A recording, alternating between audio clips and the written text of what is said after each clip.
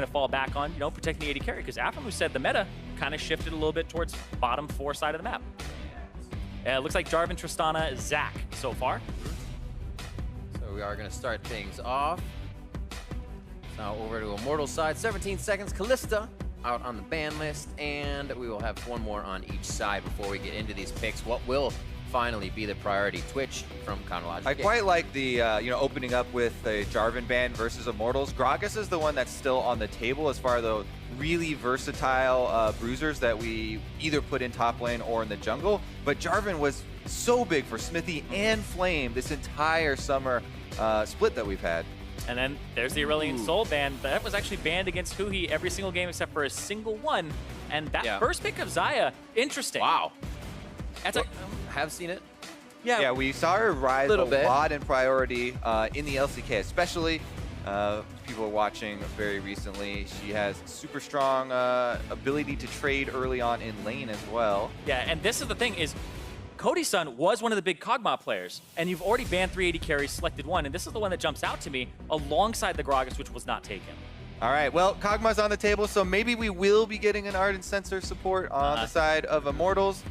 The most common pairing there, as we've seen so many, especially LPL teams, kind of build around that. And a quick hit to Omar God as well, as Grad gets taken over towards the side of Immortals. Combo here with Rakan as well. A little throwback to when we first saw this duo in the LCS. Yeah, Rakan jumps to mind because this combination is incredibly powerful for bullying the lane. The meta has kind of been around those 3 banned 80 carries and then the Xayah-Rakan combo. Also, as Aphromoo was talking about in our little video before, a lot of the meta has developed around bottom lane here, and Xayah and Rakan have so much playmaking ability down there. Now, one of the things we have seen crop up when Xayah Rakan gets locked in early is Alistar to try and put a stop to that.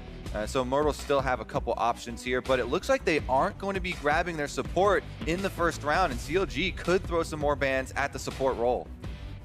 All right, so the Maokai locked in for Darshan on top of the Cassiopeia. This is actually pretty much the highest priority mid laner right now on this patch from what I've been seeing in terms of presence and early ban rates, because Orianna was one of the big counters and fell down after the nerfs, but is banned away as Immortals' first second round ban. Right, we do see that the bans are showing a bit irregular. The bans you see are correct of the Jarvan, Tristana, Twitch.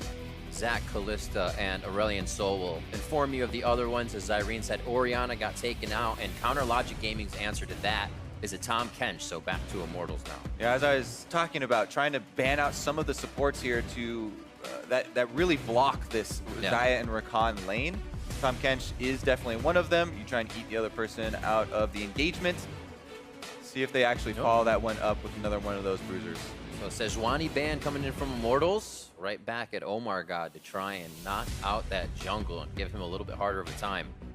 I heard how vocal he was saying playing against Envy was some of the hardest early game strats, so I'm sure a team will take that into consideration and try to make even harder ones for him. Final ban from CLG is Morgana towards Immortals. Yeah, and this means that they don't have a lot of that catch potential alongside the protection. So things like Janna jump up, Blitzcrank if you want to be aggressive, but this lane I feel like is going to be very defensive, and you'll go ahead and last pick your support here. Gnar for Immortals.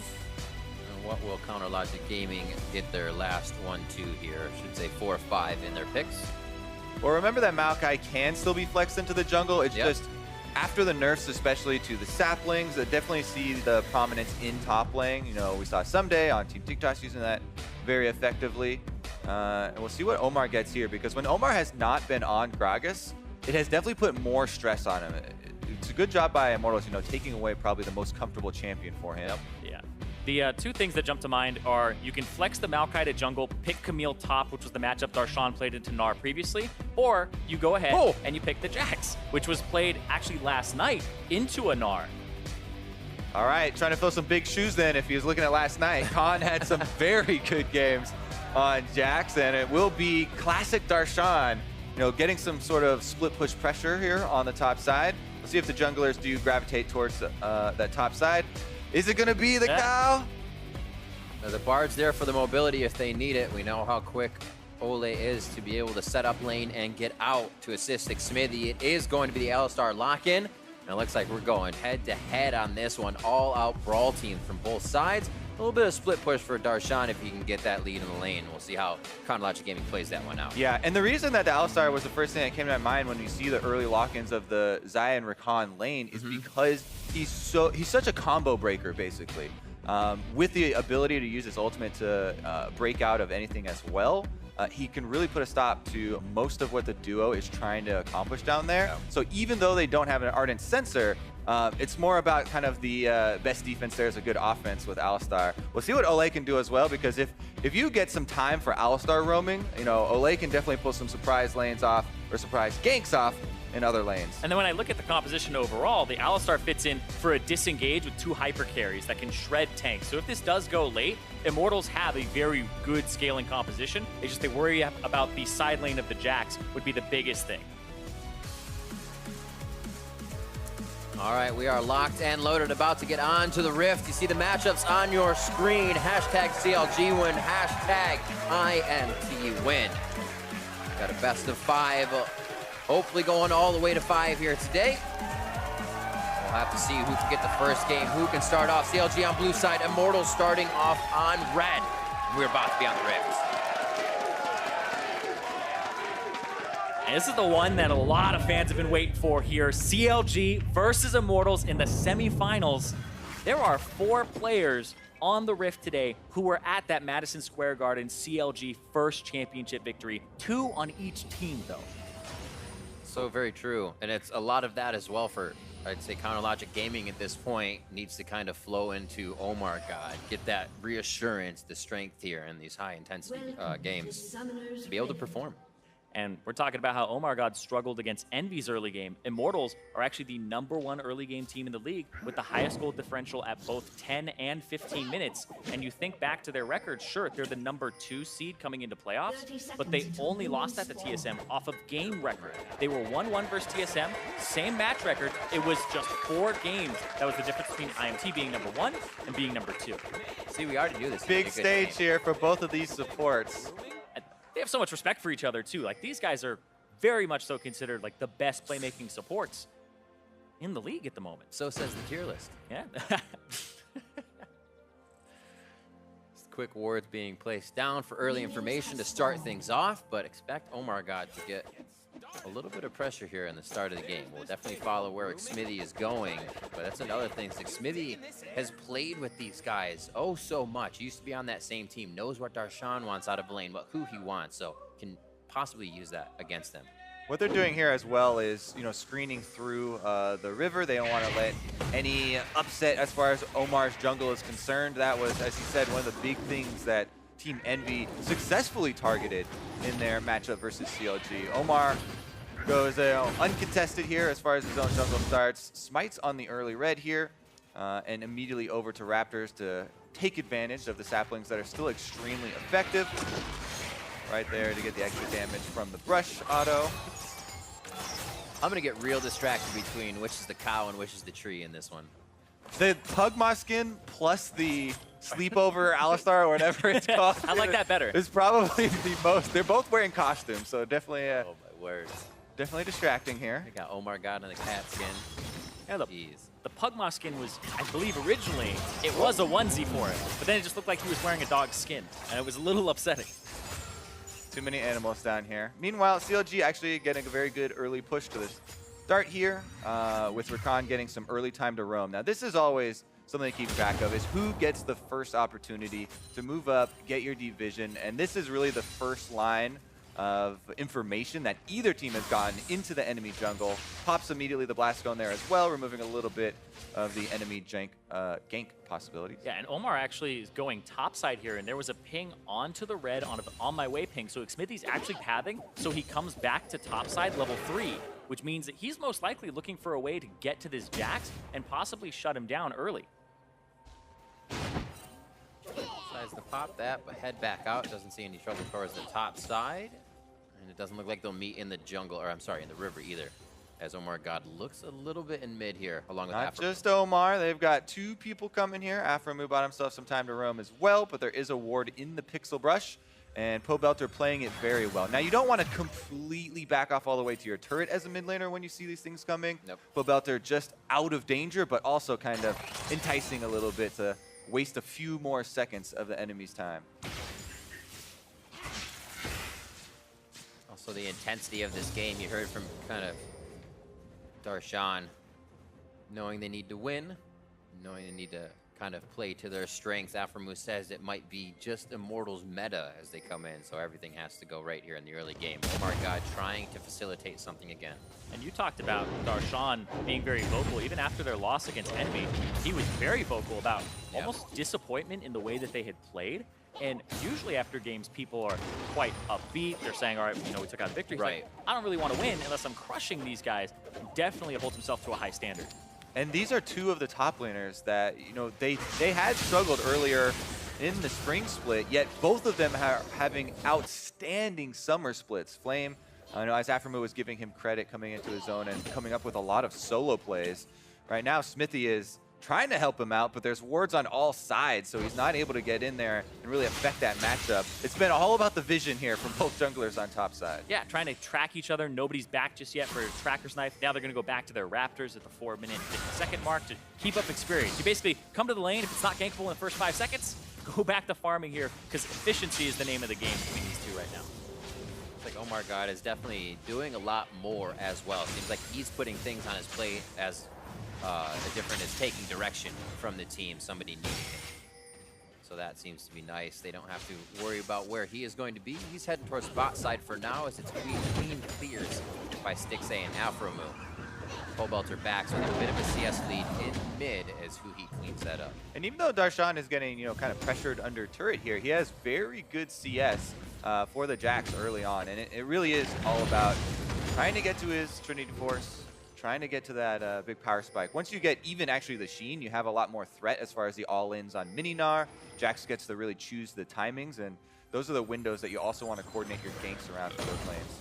Yeah, basically name of the game is don't die and just stay even in the game. And right now, he's a little bit ahead of the game with that CS advantage. You can really tell, too, the two teams feeling each other out here in the opening game of the series.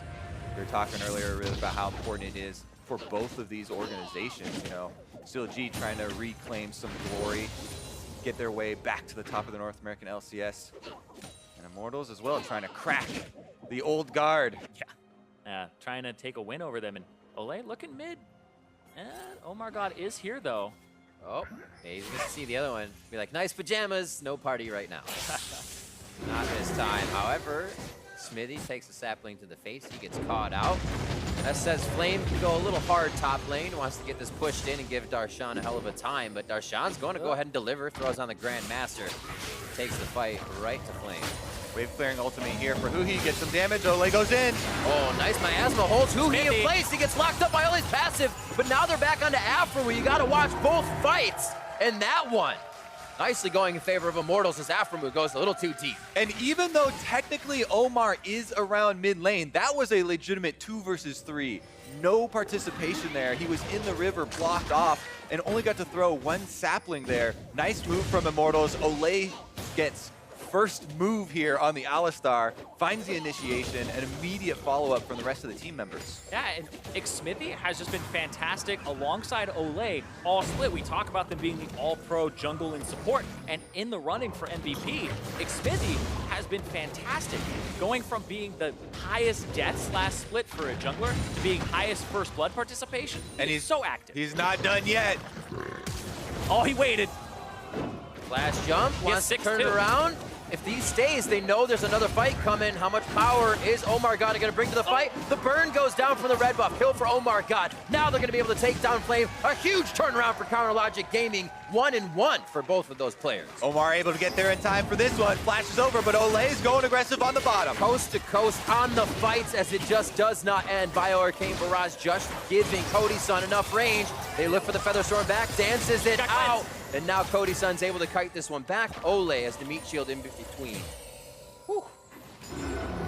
Nice job there by the CLG bottom lane, trying to turn that around. They were holding on to the heal as well, trying to bait in Cody Sun there. It did look very juicy, but in this Xayah Rakan duo, you have to respect the Rakan damage early on in the game as well. He also gets that attack speed bonus. Here's another look at that ultimate we talked about. Belter had put it down for the early harassment. Smithy was waiting in the fog of war and able to get there in time. And Omar God actually went to go place a control ward as that started. So a little bit of a miscommunication there in terms of the timing, and it got exploited. And then here is part number 2, where Smithy continues his aggression up into the top side, but you can see right there the call is immediately made. Omar says, I'm close enough for this skirmish, and Darshan turns around. He starts fighting both of them. Omar flashes over, able to get both of them as well, and importantly, able to get the last hit on the second kill over to Darshan to fuel his top lane split push. Yeah, it was a great counter from CLG on that play, but Immortals, that was a lot of misses there from Smithy and an over-aggression. Oh, then back.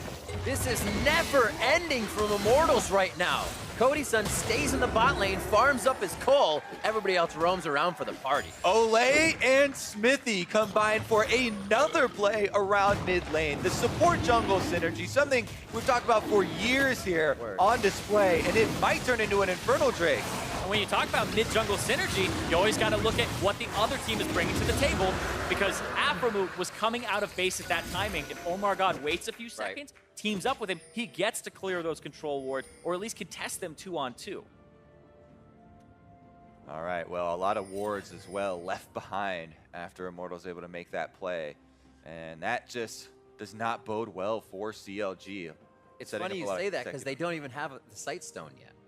Ole decided to go for the upgraded and Moby boots, but they're still able to ward that much for each other. And let's talk about a little bit of the difference here in terms of what Ole's done compared to the standard. He's taken heal on the Alistar. Normally you see the exhaust or the ignite, and then Cody-san with the cleanse, because he knows he's going to be a primary target later in the game. I remember in a post-game interview, he was like, all right, I know either Pobelter or myself are going to die in this fight, and you just stand your ground, you don't run, you deal your damage, and you try to soak as many abilities as possible, and the cleanse will help him do that, and kind of dissuade him from being a primary target. Another piece of combo breaker here for the bottom lane as well, when the Zyrakan goes in for their aggression. Darshan on the top side now, able to punish the mini form right after Flame gets exhausted over there. Omar is looking to dive possibly. Ultimate is ready. Think about Flame, those 2v1 outplays, those 1v2 turret dives. But he's not going to take it today. Not just yet. He'll come back, actually bait in for Xmity. Yeah, perfect eye. I don't know if he has enough time. He actually feels how intense this is by staying back. Good saplings by Omar God as well. He's kind of thinking of every direction here in the situations that something could go wrong. And Smithy is just doing an extremely good job of just providing vision and defending topside. Because right now, the story for Immortals, after all of their plays around mid lane created by Ole and Smithy, Pobelter is extremely far ahead of Hugi. He already had the CS lead. On top of that, he was able to get both of the kills in the mid lane plays, and he's Cassiopeia. Perfect scaling champion for Immortals to really carry through the late game. Hits. Looks like they'll be able to walk out of this one before Ole gets the full lockdown. And like you were saying, Kobe, the fact that he has a tier, he has a Rod of Ages, he has a Dark Seal with 4 stacks on it. You talk about a bad early game for some scaling champions. He's already past that point right now in this Cassiopeia and is in the scaling department. Blascon's going to get him not past the control ward, but he doesn't care. He'll run right into it then, I guess. Wow. Controlling the jungle a little bit. They are actually finding Omar God. They're fighting Omar right now over at his red buff. He's got to run away. They're getting flanked right now by the Victor. There's the flash. Tries to draw him a little deeper with the flash as well. Flames teleport in, waiting on Darshan. Has not chose to go off yet. Omar God goes down, and Flame is actually going to make it to the party. See, this is the problem for CLG. Immortals want to fight around Pobelter. This Cassiopeia we've been talking about has the experience lead, has the CS lead, had 3 kills now, and Omar God a little bit too far in front of the team. Pobelter, actually, there's very low mana on Huhi. Gotta be careful the gravity field gets out of that one. Last few hits, last Fang! Oh, he gets away! He's gonna be able to take down Pobelter! One last shot and Pobelter lives! Not even close, baby! 4 HP! Insane how they picked that up there. That is 3-0-1 for POB. Olay with the triumphant roar, and Pobelter's able to live after the last tower shot. What a solo dive there, but then very good outplay by Huhi, only again righted by this Alistar. And again, this is why we've been talking about Olay and his roam so much. He's completely destroying mid lane as a support. Yeah. Here again, Izzy invade though. CLG, Omar flashes in, but it's an immediate flash by Smithy and a very good call by him to create extra distance. Omar did not buy a ticket this far into the river. Yeah, didn't actually bank on that. And then the cask separated him again. So it's Smithy actually really outplaying Omar in that entire engagement. And then Pobelter here, it's like Hui doesn't have enough mana to really counter this. All he has to avoid is that W, and he does. Outputs the damage there. The flashes come through. The shield at the very end there that Hui was able to get off. Pobelter did not think that one was coming through. Didn't think that there was going to be any extra life there, but Ole able to save the day. Yeah, 180 heal there is what I saw, and Ole actually had the summoner spell and heal that's what I've been watching. Never used it. I was watching the replay over and over. I'm like, you cheeky SOB. What a play. Calculated? Absolutely. Almost. Yeah, You gotta be careful with those because you get a bunch of question marks afterwards if Pobelter dies. Yeah, I'm not used to having heal on support, guys. That would be my excuse. Well, I'm sure they're feeling pretty good right now and continue to roll this momentum onto the side of CLG's jungle. Pobelter 135 to 116 there. Here he now gets the pressure of the entirety of CLG. There's question mark. There's question mark pigs there. That reaction, Zyrene, is the reaction that we heard from a lot of players when that ability was first released and they saw how slow it was. But it definitely has its uses. And see how not to use it. 24.3 to 21.8, and everybody kind of files back to lane after that. Wards are mirrored on the bot side, so it looks like it'll be either a full fight or just disengages for that time being, but CLG is going to try anyways, because they sent Omar God and Hui to the bot side. They are setting up here. Aframu has flash. He has his ultimate available, but the Immortals bottom lane are going to back up and just give up the first turret bonus gold here. No, they're moving back in. Ole uses the Q. He just used heal as well. Ugh. Not used to having it. Here's the flank. And they're still going to go in. Yeah, Cody's son is getting obliterated. I was going to see if he went down immediately. It's Stixay now. He dances up, tries to go invulnerable, and he does, successfully saving himself. Now taking down Ole. Transfers another kill to Smithy, and CLG is able to turn this one around. CLG get the first turret, they win a fight, and they're gonna get the Mountain Drake off this too. Huge blunder by Immortals here, deciding to turn around and defend first turret gold when they don't have teleport available to answer from the top side, and Flame cannot interrupt Darshan. When Darshan gets down there, 5 versus 4, CLG clean up, they strike back and get a Drake for themselves. Yeah, and Flame, it looked like he was saying, I'm gonna stop the TP. He followed Darshan to the tier 2, but then it's just too far for him without a minion wave, and he doesn't actually interrupt it. He backs off, and that's when it comes through in the top side of the map. You see him chasing him all the way down. Right, if you look at the mini-map there, he's trying to get down and chase Darshan, but the turret's already down, and Immortals are already committed to this fight. Darshan has gotten away, so when the teleport comes in, you can see Ole is out of there on Kog'Maw. Even though he doesn't die, he's effectively out of this team fight. And Darshan's able to go onto the Cassiopeia. They completely dissect the Immortals bottom lane here.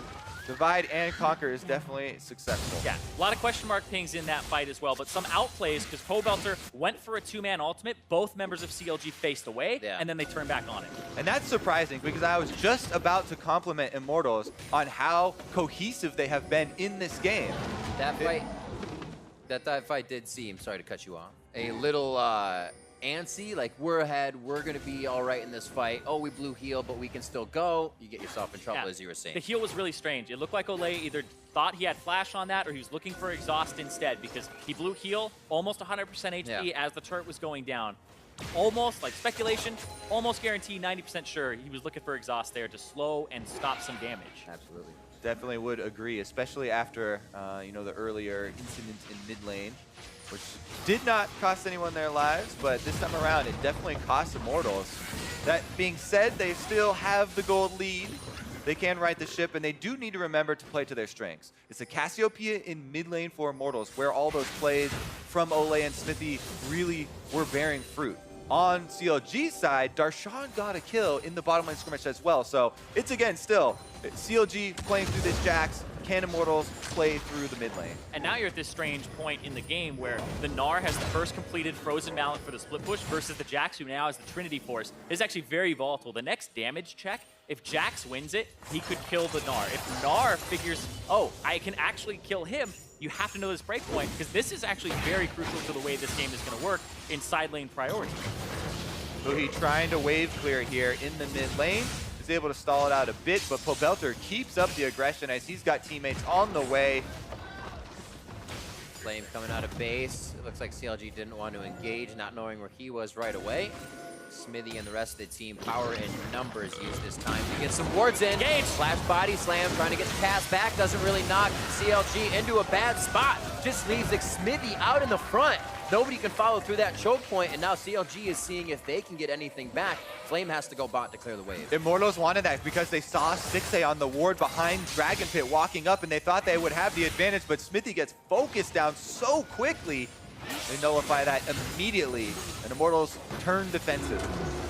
And CLG, they're going to control the top side here, which is the next turret that'd be easy for them to pick up, and also the Rift Herald's on that side. So because they get control of this part of the map, this is actually really good for them to try and accelerate the pace of the game and get a gold lead. Yeah, they can just leave Victor in the mid lane to clear those minions, who he actually is going for the auto attack assist here with the Sheen into Lichbane for Victor for that extra burst damage. At burst, but speaking of picking things up, Darshan with the red buff here for the 1v1 in the side lane. I was going to say, sometimes you'll have to wait till something like a Blade of the Ruined King to really chase down and get those Gnar kills, but the red buff is definitely going to go a long ways, and Flame will not want to stay in that long lane during the duration of that buff for Darshan. He's going to pick up a bunch of CS as well to try and get back very close to Flame here. It feels like a very opportunistic pickup as well, because if you go to clear that bottom wave, you don't have control of the bottom side of the map. If the Gnar gets control of that red buff, even with the Frozen Mallet and like the slows being a little redundant, it would still be that extra damage that could push him over the edge to take your tower or even kill you. So feel as though, you know, ideally you'd want to hand it off to somebody like Stixxay, but the 1v1 would be fantastic for him. Looks like Immortals are getting snuffed out here a little bit. The ward's failing, and CLG starting to play this fog of war game. You almost saw Stixxay and Afro able to make an initiation there. They start to back off. It looks like they're going to play it slow for now. CLG having to feel a little bit better after the early game, knowing those last few fights went in their favor, and that Immortals is kind of overreaching a little bit. Not something we see from them usually. Yeah, we talked about how Pobelter was 1,000 gold up. Well, now Stixxay is 1,000 gold up over Cody Sun. And Cody Sun's got that Rage Blade, but he's looking for a second item, whereas Stixxay already has his second item coming through here. A lot of CDR to try and avoid engages. For talking about items as well, I kind of do like the super early focus on Adaptive Helm from Omar, considering how many kills Cassiopeia got early. Darshan, though, going for the 1v1, but it turns into the 2v1. Flashes over the wall, gets the safety, but burns down. Beautifully played, though. Perfect mechanics if he were to get out. Wow, Aframu was extremely close to giving him a shield as well, but not in range there. They kill off the split push threat, and now it's Immortals with the pressure around mid lane. They're going to keep Flame in the bottom side to try and whittle down that bottom turret. Yeah, push mid, whittle down bottom turret. Ocean Drake in 25 seconds, around the time that Darshan would be up and walking towards that objective. But this is the point in the game where you can't really go towards that Ocean Drake. Priority of wards on the top. You don't want your Alistar starting that low. In any case, Smithy should live on the last laser burn. It is going to take him down. That's the Ignite from Aframu to get the finishing touches down. And it looks like CLG may have enough here in the mid lane. Pobelter, good clear with double buffs. We'll see if he can stave it off. These have been extremely enjoyable to watch here when both supports have been going aggressive. Now CLG will reap the rewards of the turret and be able to fall back to that Ocean Drake. Another 15 seconds left on Smithy means that this last play from Aframu here with the flash on Rakan was definitely huge for the team. And when Rakan came out, Aframu was the person to debut him, and it was one of his best performances of the entire split. And fans were hoping that he would return to that form with the playmaking supports. That's what you're looking for there. He even gets the extended range here for the engage because Zaya's on the field. He uses Stixxay as the pole vault basically to get into this one. Lands the double CC, able to lock up bottom line, and Smithy goes down again. Yeah, gets the kill on Smithy, gets both summoner spells out of Cody Sun, and when there's a Baron on the horizon for a potential fight here in 23 minutes, there's this large range within 27 minutes where you don't have those summoner spells on Cosma, and he is a very likely target for this team of CLG. Aframu has that one priority on his plate. We saw in the fight down on bottom when Ole blew that early heal. Alpha went right for Cody-san, took him out of the fight. There again, whatever danger's back there, he can still battle dance back to safety. And that's what gives him so much strength on the recovery. Yeah, we're starting to see glimpses of what is possible with this composition. Afromu is going to be the point man to start the engagement, but we talked about Maokai Ultimate a little bit earlier. It's so much better as a follow-up, and Omar God's job is actually going to be to just follow behind Afromu and then keep them in place with that Maokai Ultimate, or, you know, Ugi and Stixxay to get off that AoE. Immortals, though, take that Ocean Drake eventually. We'll be able to add the regen to their already Infernal Drake, but now it's going to walk through mid lane. CLG will take it. Yep. Second split, but that's a rookie mistake. Void Puppy down, and CLG has free reign. They keep killing him, and it's Pobelter left up to do all of the damage. They're having to force right now with Flame down bottom side. They want to draw out the cooldowns. TP one. Yeah, that was the big thing is Darshan TP'd towards mid to try and make something happen when they were taking the tier 1. So you have TP advantage for Immortals, and Flame doesn't have that bottom turret just yet. It's gonna die and not give local gold over to Immortals, but you really wanted to abuse that TP advantage, and that was Cody-san kind of giving that up. Pobelter might want to buy soon. Quite a bit of gold he has to do damage with. It looks like he is going to start peeling back. The team is going to let him do that as Gnar wears off, but they have to be very vigilant of where CLG is around that Baron. Yeah, Pobelter is sitting on 2,500 gold right now, 4-1-1. Yeah, this and happened. this well. Darshan, Afromu is like, like I said, there's no flash, there's no cleanse. That is an unsafe route to take. I can't believe you've done this. Puppies like hugs. That's what it's all about. 4 hugs right there. All right, CLG going to transition into their 4-1, it looks like. Actually, they're going to let up on the pressure, even with Darshan heading to the bottom side, and not going to knock over this last outer turret. Local gold actually is very significant on the outer turrets.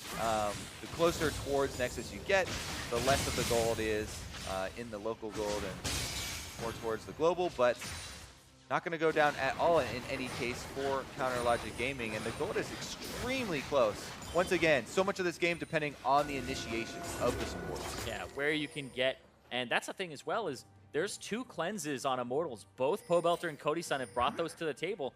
And right now, Pobelter's in a fantastic spot with the Banshee's Veil that he just picked up. Like we talk about, he's up 1,000 gold. The cost efficiency of the items in his inventory, the Dark Seal with 5 stacks, the completely stacked Seraph's Embrace, and the fully stacked Row at this point. This inventory is worth a lot more than just the gold he spent on it. As you can see by that graph there, CLG have done a good job to fight back though. A lot of the early game, if people are just joining us, with so much Olay and Smithy just putting on a clinic. You know, engagements all around that mid lane, and that's how Pobelter got to this point to be as fed as he is on Cassiopeia. But can Immortals use that to their advantage here through the mid game? It does feel like CLG got a bit of a read on Xmithy after the 15-minute point, where he's 0-4-3 now, getting caught out a lot because he was face-checking a whole bunch of areas towards mid to try and establish control for Pobelter. But then it was just Omar God with roots, the point-and-click CC, and Afromu also kind of stepping up there with the support jungle synergy to make those picks. Looks like Immortals right now is feeling safe enough to put Pobelter on the top side. Smithy's going to hang out in between to kind of create a body here, just a wall of defense. It's a movable sentry. I think CLG might just kind of walk to a beat of their own drum here. Down towards mid lane, they can ward up the left side and exit towards Darshan for safety. Yeah, one of the big things when you're doing 4-1 split push is for the 4-man squad to sync up the pressure with their split pusher. Darshan had not yet arrived to the minion wave. CLG are going to pull right back off it, and now they're actually collapsing. Look for Afromu to try and get past this front line. If he does see an opening, you know, it is the double cleanse backline of Immortals that he's going to have to deal with, but that's still the targets. Step number 1 is always blowing the summoner spell.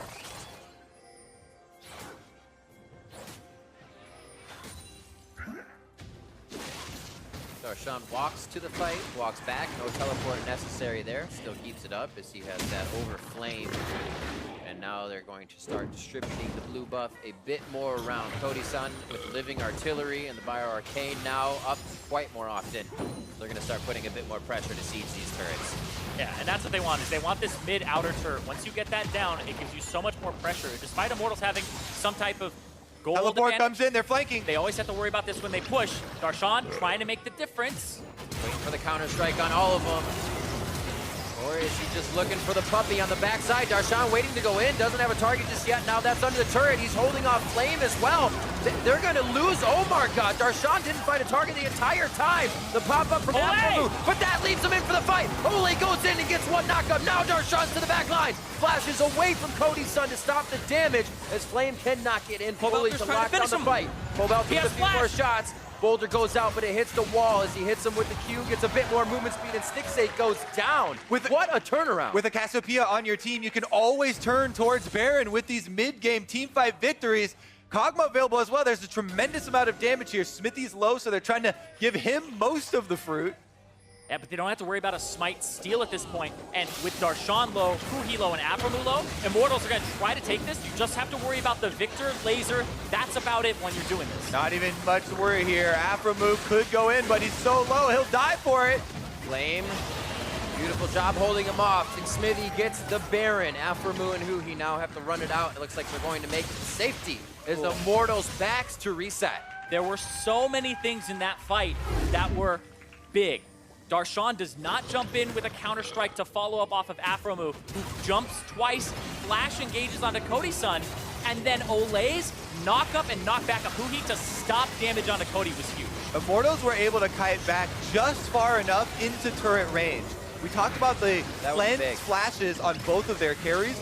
Even though Cody-san has to burn both summoners to get away from the Aphromoo engagement, he's back into the safety of the turret. And then when Cassiopeia and Kog'Maw get to go full offense here, it is just a chase down. Yeah, and Pobelter with the target selection there decided to go after Aphromoo and Stixate instead of Huhi on the main squad, but it ended up being worth it for them. And look at that. The fact that Huhi did that much damage in a fight where he got QW'd out of it immediately is big because he would have contributed more, and Darshan didn't pull the trigger early, and it definitely is shown in this. Now CLG are looking for a counterattack. 5 members around mid lane. Doesn't look like they want to wait on this one. They are slowed, though, by the Miasma and Smithy's barrel. Ole, Righteous Glory back in. They go right for the support. They can lock up the back line. He again goes right for Cody's son, but he couldn't get there. Now it's Darshan's job. The cleanse and flash are down. If they're relentless, they will get through this. And Darshan picks up that kill. Stixate then gets Ole, and CLG find the fight they're looking for. Immortals use so much crowd control on the Rakan, one of the most slippery members in the entire game. And Aphromoo happy to be the sacrifice here for the team. What a turnaround. This game is all over the place as CLG are now moushing up the mid lane. That was a fantastic turnaround and the presence of mind from Aphromoo to turn that around and collapse and find Pobelter. The fact that the Rakan is a 2-part CC, got the Banshee's Veil, and then the CC. Even so, Immortals used the Alistar combo, they used the Gragas combo, the Gragas ultimate, all on only the support. Woo. Getting close, playing it very close. Staying too long can throw away a fight like that very fast. CLG is gonna head home, and we're gonna watch it again. Watch this, because they see Aphromoo, and they want to go for a counter engage, but that is all of Alistar's combo. 3 of his abilities used there. Aphromoo still gets to the back line to Pobelter and sets up Huhi beautifully with the gravity that's able to suck him in afterwards. I mean, in order to absorb that much and still get off your prime directive as the Rakan, Aphromoo very happy to, die after that one because he accomplished everything for CLG. That's called worth right there. There you go. He even got his body slam cask, 4 CC used on him immediately. I mean, that was just a brutal combo afterwards as well. Huhi lays down the gravity field. They get giant chunk onto, the Cassiopeia, and we keep talking about how that is the critical member on Immortals they're trying to fight around. They do still have a couple Baron buffs here left to be able to try and push with and get a turret for themselves, so. Yeah, Justic Smithy who didn't die, but look at this, Aphromoo looking for a flank. He wants the 2 guys! Gets him on the back, teleport's now coming in. Flame is actually Mega Nard. He's about to lose it as he gets into the fight. He tries to get there for the sweep. It's Smithy that goes down, 50 seconds on the clock. Huhi gets traded back. Retribution for the teammate kill as Darshan comes up with Cody's son. They are falling left and right, and Pobelter has to slither away as his team lies in front of him. Ooh, red buff on. I wanted him to go for the 1v3 there almost, but it is a bit dangerous considering Afromu's cooldowns were coming right back up there. Yeah, and Darshan with the backline 3-man Counter-Strike to delay damage was huge for the tail end of that fight, where Pobelter, like you said, Kobe, he could have gone crazy. Because notice, it's a good thing you bring up Darshan. We'll track him in this team fight and then go over his item build afterwards. He flanks around this time, he doesn't hesitate. He immediately follows up on Afromu's engagement, but then they kite back here during the engagement. Stixxay gets out the ultimate with the blades to go down through the kill on the tank. This right here, oh, the 3-man gets them Cody-san, gets them Flame immediately after. So not only Darshan team fighting pretty well, you know, kiting back as Jax, but also look at the build. So much more tanky than you're used to seeing from Jax. Usually we see 2 items offensive before we King, see... Titanic Hydra, something along those lines. Exactly, before they go that much more defensive, but he's immediately transitioning into more health, into more team fighting oriented build here for the Jax, and utilizing his Counter-Strike very effectively there in the last one. And looking at Cody-san's build, the Rage Blade into the Hurricane, into the Essence Reaver for the CDR.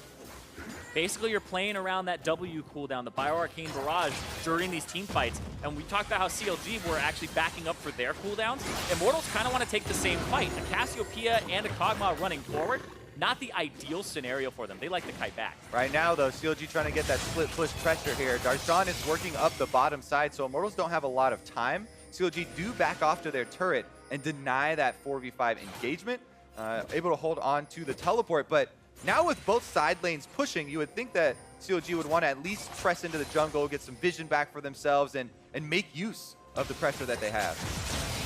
And this is just such a strange game because the gold is so close. Immortals have more Drakes, but CLG have more kills. So if you're just flat looking at the scoreboard, you're going CLG. They look like they're ahead off of the kill count, but they're very bloody. They're just behind, and also where the gold is right now, right? Most of it is on Stixxay and a little bit on Darshan, whereas Huhi trailing a bit here behind Pobelter. But A lot. Pobelter and Cody-san with most of the gold for Immortals, and they're kind of getting CC chained on top of each other. Immortals need to spread their carries out when these fights start, because if one CC is hitting both of them, you're getting so much value out of that, and that has happened in the last fight, and honestly, last 2 fights. It's interesting with the development of the meta and so many tanks coming through, there are a lot more of these cooldowns that you have to track as a carry in these team fights, and they're becoming extremely hectic. You know, with the multiple engagements here from CLG, Afromu definitely is the point man, but it's not just him. You know, Omar showed up very big in the last one, and Darshan had a very good flank as well. Let's track the objective cooldowns as well. 20 seconds on Baron, 10 on Elder, as both teams actually circle around the mid lane. Darshan's teleport is up, Flames is not, so he will head towards that bot side lane to start creating some side pressure. And we keep talking about the Immortals carries, but neither of the CLG carries here for the backline, Hui or Stixxay, are running cleanses. So that means that Ole and Smithy's jobs are that much more important. They're starting up the Baron to try and force it. Here we go. Darshan needs a ward in the pit. He just put the scrying one in. Or Farseer, I should say, as the fight goes. Darshan's coming into the pixel brush. Afromu's low. Omargard tries to get 8. Darshan's got to try to either leap in or out. Counter-Strike on the backside. Cody-san and Ole. Ole decides to go back in. Omar is low. Afromu's almost down. And it's going to be Ole first as they're looking for the next health bar. Stixxay, half his HP from one shot of Pobelter. Darshan just on the cusp of getting a 3 Counter-Strike. And now it's going to be Omargard as well. Pobelter flashed into the gravity field. So close. Flame makes it out alive. He's going to be able to slow Huhi with the boomerangs just enough. Stixxay focuses on mid lane, and Cody-san's going to try to defend. Oh, Flame trying to keep him at arm's length there with the boomerang spam. He actually got regeneration to start ticking as well with those ocean drakes, and Flame will live. If one of those boomerangs didn't hit, the Victor speed comes through, and he can get that extra E and get the kill. Flame escaping. Immortals have the Baron, though, on 2 members. Another explosive team fight here. I actually want to watch out for the Elder Dragon that is up on the field for the teams as well after they reset. But look at this. Immediately after this teleport, Darshan has to jump back out. They're able to knock him in with the Gragas cast, but he flash Qs out of the team fight while Afromu goes in to get the multi-man charm. Yeah, Darshan actually was helped out there by Xmithy with the cast. He got Cody Sun's cleanse very early, so that forces the flash this time on the counter-strike, but then that root from onto Pobelt. Pobelter flashes into the gravity field because he was trying to flash away from the damage of Immortals, but that doesn't help you as long as you know, you're flashing yourself into a stun, and he gets immediately taken down afterwards. And I was looking at this. Because Cody Sun has cleanse, I was wondering if he was going to go for a QSS in this build. So now, just trying to be even harder to lock down here, because that's what matters. If you get caught and you die, that's it. Now he has 2 chances to get out, but of course the cleanse is down for this next fight if it happens soon. On both sides there, Lockett as well. Over on the side of CLG, so they can take a few extra hits. Knight's Vows chosen for the side of Immortals as they're slowly getting themselves to safety on the side of CLG. Oh, there goes Afro. What a gravity field into that. Beautifully communicated by CLG. No reaction time from McSmithy, but they have traded 1-for-1 in junglers. Ole's ult being down is very big, though. Yeah, look at the value from that ultimate, though. The value of this Alistar playing frontline. We see how quickly the other frontline members are melting. It might be a re-engagement here, actually. CLG trying to take down the minions, but Immortals still have 2 of them, and they're trying to push those Baron-powered minions up to the turret to take off the defenses. Just mid-priority, trying to at least get CLG to answer it, but it wasn't enough minions to really pull them out of this area with all their control wards. And Afromu, you have to be careful here when playing against him. He has flash, and when his ultimate's back up, that backline is not CLG safe. right now are just trying to buy time for their top lane wave. It just died out at the turret, did its damage. Now the Elder Dragon going down. They don't have smite. Nobody does, right? Immortals happy to let this finish. 2,000? 3 waves crashing into the bottom turret as a 3,000 HP Elder Drake looks to reset. Miasma slows down CLG for a reinitiation. That means Afromu's not sniffed anywhere. The hit goes down. Oh, it goes over to Immortals. That's 3 Drakes with Elder. They have the Baron wearing off, and Xmithy could flank from the side. Goes for the W for the extra damage. He looks to get himself in, and they get an inhibitor turret off the bottom minion. So much chaos in this game. Olay uses the Q early on Alistar, so then CLG go back in to start up the Dragon, but it's a free-for-all. Only DPS can determine the victor, and it turns out that, I believe, was it Cody Sun who actually got it, and he lived as well afterwards. The damage is increased on the ultimate based on the target's missing HP, and it finishes the Dragon, but the Elder Dragon reset in the middle of that. It started getting HP back, and it almost went over to CLG, but the reset was what gave it to Immortals there. That is something that is so difficult to track in the heat of the moment. They weren't able to do it, and now you have a 3 elemental dragon buffed up Elder Drake. This 41 minutes in, middle second tier goes down. And we see Stixay there locked up with Afromu. Zeke's convergence actually built up for him. Haven't really seen that in the LCS. Zeke's convergence. I'm pretty sure he told him to buy Afromu and Stixay. When he jumps in, he'll be able to enhance the damage of Stixay. But the question is it connected to him? It looks like right now, it's not connected to... Actually, yes, it is connected to him. He doesn't have a Knight's Vow, so it is connected to him right now. Sometimes you want to use it on a melee user, so when you both jump in, you have the convergence actually occur. But now he's just going to try to boost the damage of Stixay. All right. Uses the ulti to engage. We are going to see this Elder Dragon put to use, though, as the Immortals have an exposed inhibitor to attack.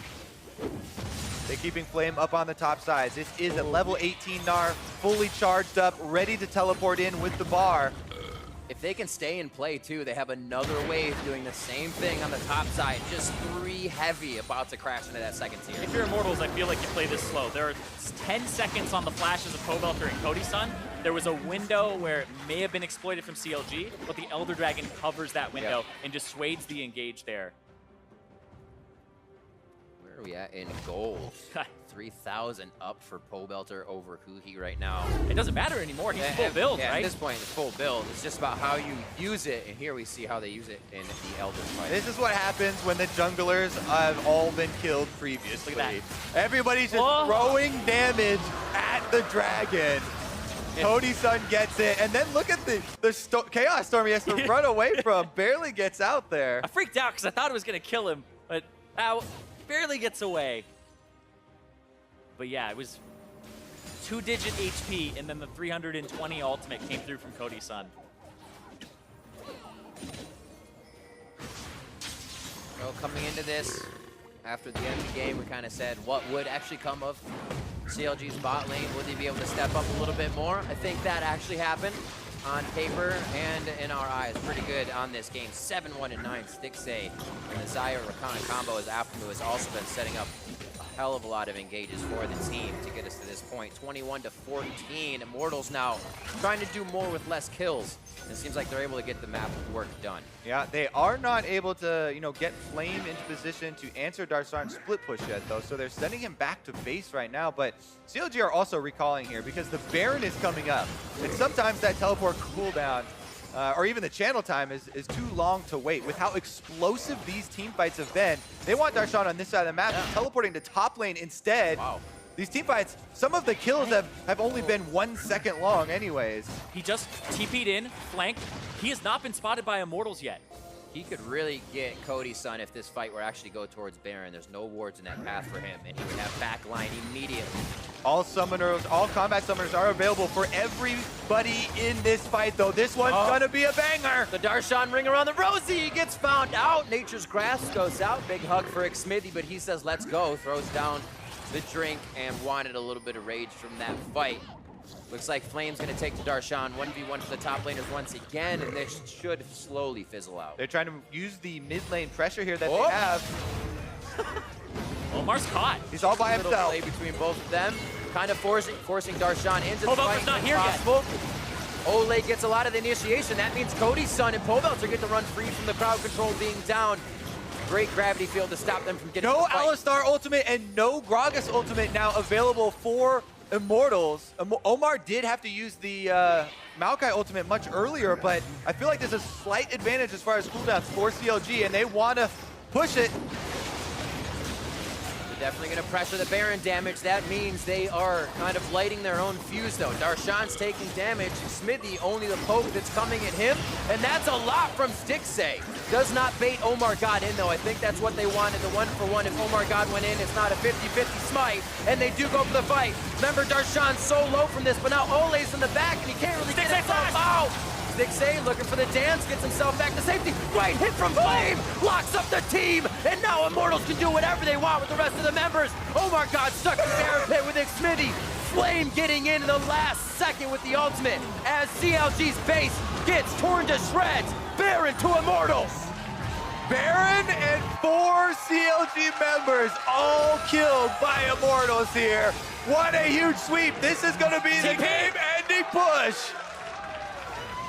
What a back and forth slugfest. I expect this the entire time. And honestly, Minions doing a lot of the lane work in the end of the game as these teams just continued to throw punches. That's just game 1. Immortals over CLG. Immortals won that last team fight with Smithy behind the Baron pit at 20% for most of it. And Ole was inside the Baron pit. Like, the front line was barely there. It was mostly just Flame and the 2 carries taking down CLG. And they kept Baron at the perfect health, right at 2,000. Not close enough for any jungler to get in for a combo plus smite to be able to take it.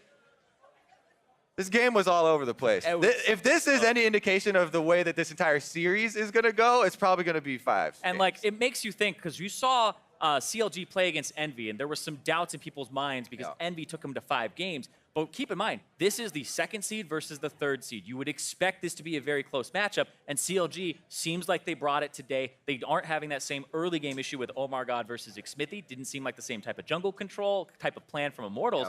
But the late game, if it's coming down to that, we're going to get some exciting team fights. I am ready for it. For more on that Immortals win, let's send it over to the analyst desk. Thank you very much, Riv. I'll take 4 more of those. Yeah, that's fun. Yeah, that's about it. I just want 4 more of exactly that game. Crazy back and forth between both of these teams. Not without mistakes, of course, but Immortals able to come away with the victory here in game 1. Let's jump right into it because we got a lot of gameplay to take a look at. So first, I want to take a look at the team comps, what these 2 squads came into the game with. I mean, both teams have super strong backlines. Victor and Cassio, 2 of the strongest late game mages. Kog'Maw, one of the best late game AD carries. And Zaya's teamfight damage, especially when you get a good ultimate E combo, is no joke either. So there's a ton of backline damage. Yeah, and then both teams also brought a lot of playmaking. So if a team wanted to fight, they were able to force a fight more so than the other team was able to avoid a fight. And then a really interesting pattern happened during the game is the front lines started falling behind the back lines. And that doesn't get better. Right. So every time they'd engage, they'd basically just die right away. Well, and how that happened, right? Let's go ahead and take a look at it right now. A lot of focus in the mid lane from both of these teams. Pobelter being the beneficiary of a lot of the kills that came through early, but this speaks to exactly what you're talking about. The carries are the ones picking up the gold, which puts them light years ahead of the tank. Right, and especially just when it comes to support synergy with jungler and mid laner, I think this is something that Immortals will usually have the advantage of. And there you see Omar not quite on the same page, going for some vision control instead of forcing that fight. Here again, trying to deny an invade, goes a little bit too far ahead of his team. He gets picked off a couple times early on, and here you see Omar God falling behind, Pobelter getting fed. He starts making plays. Ole gets out of the map, and then, yeah, this is just a super great play out of Ole. Yeah, I think as well, Pobelter stepped up in a massive way this series, and we can see with all these replays, like a very frantic game in a lot of ways. Flashing over walls, flashing even though you already have a dot on you that's going to end up dying. And there's a large amount of stress on these teams. I think they're kind of settling into this. Right. CLG hasn't been in a final except for in about a year and a half, and then Immortals has never been to a final. So these teams really trying to make it there for the first time. Right, yeah, exactly. I mean, it's clear the intensity, right, between these two teams right now, the tension in some of those mistakes, but the effort is there, right? They understand how much weight there is to this best-of-5 series in terms of looking at the title of North American, LCS champions, and so therefore they're laying it all out on the line, but that does mean some mistakes kind of squeak through every now and again. Pushing ourselves ahead to our next replay here, 28:50 into the game. Immortals coming away with a 2-for-1 in the mid lane. And this is where the question mark about the Jax pick starts coming in. They forced a ton of team fights with him, and you see him sitting off in the flank, not even channeling his leap strike. I don't know what Darshan is specifically looking for, because you would have expected him to sit on it and maybe pull the trigger if he jumps, but he doesn't even have his